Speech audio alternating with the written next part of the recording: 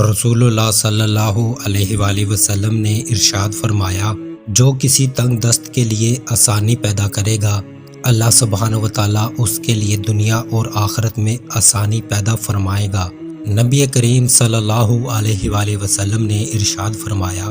جس آدمی نے جھوٹ اور برے کام نہ چھوڑے تو اللہ تعالیٰ کو کوئی ضرورت نہیں کہ وہ اپنا کھانا پینا چھوڑ دے۔ رسول اللہ صلی اللہ علیہ وآلہ وسلم نے ارشاد فرمایا، ہر چیز تقدیر سے ہے،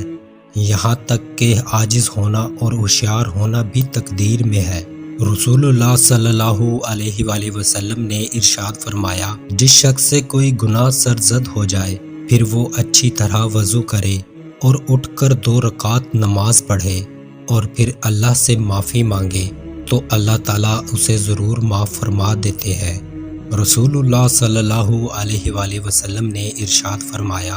بے شک قیامت کے دن درجہ اور مرتبہ کے لحاظ سے سب سے بڑا آدمی وہ ہوگا جس کے شر سے بچنے کے لیے لوگ اس سے کنارہ کشی کر لیں۔ حضرت ابو ہریرہ رضی اللہ تعالیٰ عنہ سے روایت ہے کہ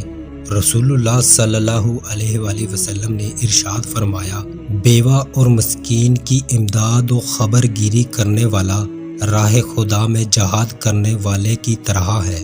رسول اللہ صلی اللہ علیہ وآلہ وسلم نے ارشاد فرمایا، وہ وقت قریب ہے جب مسلمان کا سب سے عمدہ مال اس کی بکریاں ہوں گی، جن کے پیچھے وہ پہاڑوں کی چوٹیوں اور برساتی وادیوں میں اپنے دین کو بچانے کے لیے بھاگ جائے گا۔ رسول اللہ صلی اللہ علیہ وآلہ وسلم نے ارشاد فرمایا، جس نے سورہ بقرہ کی 2 آخری آیات رات میں پڑھ لیں